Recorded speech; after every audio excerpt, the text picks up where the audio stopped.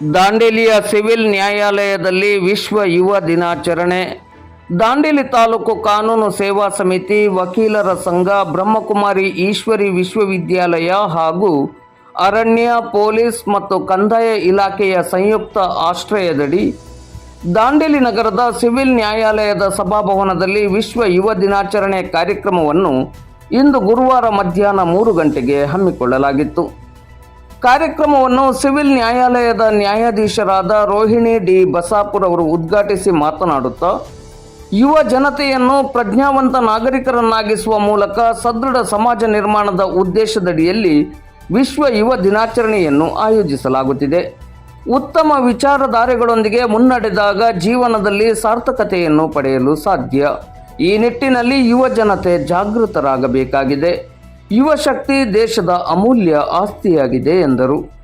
ಕಾರ್ಯಕ್ರಮದ ಅಧ್ಯಕ್ಷತೆಯನ್ನು ವಕೀಲರ ಸಂಘದ ಅಧ್ಯಕ್ಷರಾದ ಎಚ್.ಎಸ್. ಕುಲಕರ್ಣಿ ಅವರು ವಹಿಸಿ ಮಾತನಾಡುತ್ತಾ, ಒಂದು ದೇಶದ ಪ್ರಗತಿ ಯುವ ಜನತೆಯ ಮೇಲೆ ಅವಲಂಬಿತವಾಗಿದೆ. ಉತ್ತಮ ಜೀವನ ನಡವಳಿಕೆಗಳನ್ನು ಮೈಗೂಡಿಸಿಕೊಂಡು ಬಲಿಷ್ಠ ರಾಷ್ಟ್ರ ನಿರ್ಮಾಣಕ್ಕೆ ಯುವ ಜನತೆ ಮುಂದಾಗಬೇಕೆಂದು ಕರೆ ನೀಡಿದರು. ಬ್ರಹ್ಮಕುಮಾರಿ ಈಶ್ವರಿ ವಿಶ್ವವಿದ್ಯಾಲಯದ ಸಂಚಾಲಕಿ ಗೀತಕ್ಕ ಅವರು ಯುವ ಜನತೆ ಉನ್ನತ ಸಂಸ್ಕಾರಗಳನ್ನು ಮೈಗೂಡಿಸಿಕೊಂಡು ಇನ್ನೊಬ್ಬರಿಗೆ ಮಾದರಿಯಾಗುವ ಜೀವನ ಕ್ರಮಗಳನ್ನು ಅನುಸರಿಸಿ ಸಮಾಜಮುಖಿಯಾಗಿ ಬದುಕಬೇಕೆಂದು ಕರೆ ನೀಡಿದರು.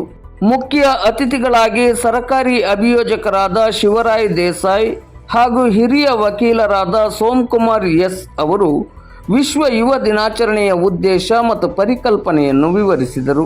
ವೇದಿಕೆಯಲ್ಲಿ ವಕೀಲರ ಸಂಘದ ಕಾರ್ಯದರ್ಶಿ ಐ.ಸಿ. ನಾಯ್ಕ್ ಉಪಸ್ಥಿತರಿದ್ದರು. ನ್ಯಾಯವಾದಿಗಳಾದ ರತ್ನದೀಪ ಎನ್.ಎಂ. ಸ್ವಾಗತಿಸಿದರು. ಅಪ್ರಿನ್ ಕಿತ್ತೂರ್ ಅವರು ವಂದಿಸಿದರು. ರಾಘವೇಂದ್ರ ಗಡಪ್ಪನವರ್ ಕಾರ್ಯಕ್ರಮವನ್ನು ನಿರೂಪಿಸಿದರು. ಇವತ್ತು ನಾವು ಜಗತ್ತಲ್ಲೆಲ್ಲ ನೋಡ್ತಾ ಇದ್ದೀವಿ, ಹುಟ್ಟಿದಾಗಿಂದ ಮನುಷ್ಯನಿಗೆ ಪ್ರತಿಯೊಬ್ಬರು ಕೂಡ ಒಂದು ದಿಕ್ಕು ತಪ್ಪಿದಾಗಿಂದ ಹಾದಿ ಜೊತೆ ಯುವಕರೆಲ್ಲರೂ ಈಗ ಹಾದಿ ತಪ್ತಾ ಇದ್ದಾರೆ. ಅದೇ ರೀತಿಯಾಗಿ ನಾವು ಹುಟ್ಟಿದಾಗಿಂದ ನೋಡ್ತಾ ಇದ್ದೀವಿ, ಪ್ರತಿಯೊಬ್ಬರ ಮೇಲೂ ಬರ್ಡನ್ ತುಂಬ ಇದೆ. ಚಿಕ್ಕ ಮಕ್ಕಳು ಸ್ಕೂಲಿಗೆ ಹೋಗ್ತಾರೆ, ಹೋದ ತಕ್ಷಣ ಅಲ್ಲಿ ಓದೋದು ಟೆನ್ಷನು, ಪೇರೆಂಟ್ಸ್ ಎಲ್ಲ ಅವರಿಗೆ ಕಾಂಪಿಟೇಷನ್ಸ್, ನೀನು ಬೇರೆಯವ್ರಿಗಿಂತ ಹೆಚ್ಚಿಗೆ ಓದಬೇಕು, ಹೆಚ್ಚಿಗೆ ಅಂಕಗಳನ್ನು ತಗೊಳ್ಬೇಕು ಅನ್ನೋದೊಂದು ಮೆಷರ್ ಕಾನ್ಸ್ಟೆಂಟಾಗಿ ಆಗೋದು ತಂದೆ ತಾಯಿ ಮಕ್ಕಳಿಗೆ ಹಾಕ್ತಾ ಇರ್ತಾರೆ.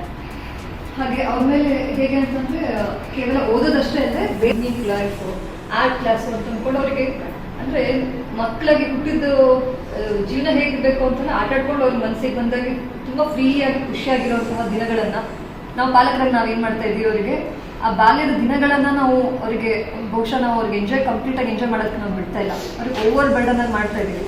ಮನೆಗೆ ಬಂದಾದ್ಮೇಲೆ ತಾಯಂದಿರು ಕುತ್ಕೊಂಡಿರ್ತಾರೆ ಹೋಮ್ವರ್ಕ್ ಎಲ್ಲ ಮಾಡಿಸೋದಕ್ಕೆ. ಆಮೇಲೆ ಟೀಚರ್ಸನ್ನು ಕೂಡ ಹಾಲಿಡೇ ಬಂತು ಅಂತಂದರೆ ಆ ಹಾಲಿಡೇಸ್ಗಿಂತಲೂ ಜಾಸ್ತಿ ಹೋಮ್ವರ್ಕಿನ ಅವರಿಗೆ ಜಾಸ್ತಿ ಕೊಟ್ಟಿರ್ತಾರೆ. ಇದು ಮಕ್ಕಳ ವಿಷಯ ಆಯಿತು ಅಂತಂದರೆ, ಇನ್ನು ಯುವಕರ ಬಗ್ಗೆ ನಾವು ಸ್ಪೆಷಲಾಗಿ ಮಾತಾಡ್ತಾ ಇದ್ದೀವಿ. ಯುವಕರಲ್ಲಿ ಹೇಗಾಗ್ತದೆ ಅಂದರೆ ನಾವು ನೋಡ್ತಾ ಇದ್ದೀವಿ, ನಮ್ಮಲ್ಲಿ ಅನೇಕ ಒಂದು 164 ಸ್ಟೇಟ್ಮೆಂಟ್ಸ್ ಇಲ್ಲಿ ನಮ್ಮ ಹತ್ರ ರೆಕಾರ್ಡಿಂಗ್ ಬರ್ತಾ ಇರ್ತಾರೆ. ಅವ್ರು ನೋಡ್ತಾರೆ, ಇವರಿಂದ ನನ್ನಂತ ಖುಷಿ ಕೊಡಿ, ಇವರೇ ನಮ್ಮ ಮಗ ಏನ ಅಂತ ಹೇಳುವಂಥದ್ದು. ಅಂದ್ರೆ ನೋಡಿ ಮಾತು ಹೇಗಿದೆ ನಮ್ಮ, ಅಂದ್ರೆ ನಮ್ಮ ಜೀವನದಲ್ಲಿ ನಾವು ಹೊಸತನವನ್ನು ಯಾಕೆ ದಾರಿ ಮಾಡ್ಕೊಳ್ಬಹುದು, ಸ್ವಲ್ಪ ಆದ್ರೂ ನಮ್ಮ ಜೀವನದಲ್ಲಿ ಚೇಂಜಸ್. ಇವತ್ತು ನೋಡಿ ನಾವು ಏನು ಮಾಡ್ತೇವೆ ಅದು ನಮ್ಮ ಕರ್ಮದ ರೂಪದಲ್ಲಿ ನಮ್ಮ ನೆರಳಿನಂತೆ ನನಗೆ ವಾಪಸ್ ಬರ್ತಾರೆ. ಜೈಸಾ ಕರ್ಮ ವೈಸಾ ಫಲ್.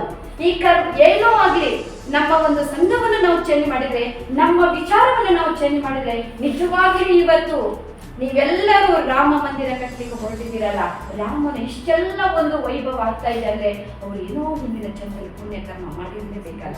ಇಷ್ಟು ಜಗತ್ತವರನ್ನು ಇವತ್ತು ಕೊಂಡಾಡ್ತಾ ಇದೆ ಅಂದ್ರೆ ನಾನು ಯಾಕೆ ರಾಮ ಆಗಬಾರ್ದು, ನನಗೆ ಯಾಕೆ ದೇವತ ನಾನು ಆಗಬಾರ್ದು, ನಾನು ಯಾಕೆ ನಾರಾಯಣ ಆಗ್ಬಾರ್ದು. ಇವತ್ತು ಲಕ್ಷ್ಮಿ ಅಥವಾ ಏನ್ ಹೇಳ್ತೇವೆ ನಾರಾಯಣ ಲಕ್ಷ್ಮಿ ಅಂತ ಹೇಳ್ತೇವೆ. ನಾರಾಯಣ ನರ್ ಅಂದ್ರೆ ಮನುಷ್ಯ, ನಾರಾಯಣ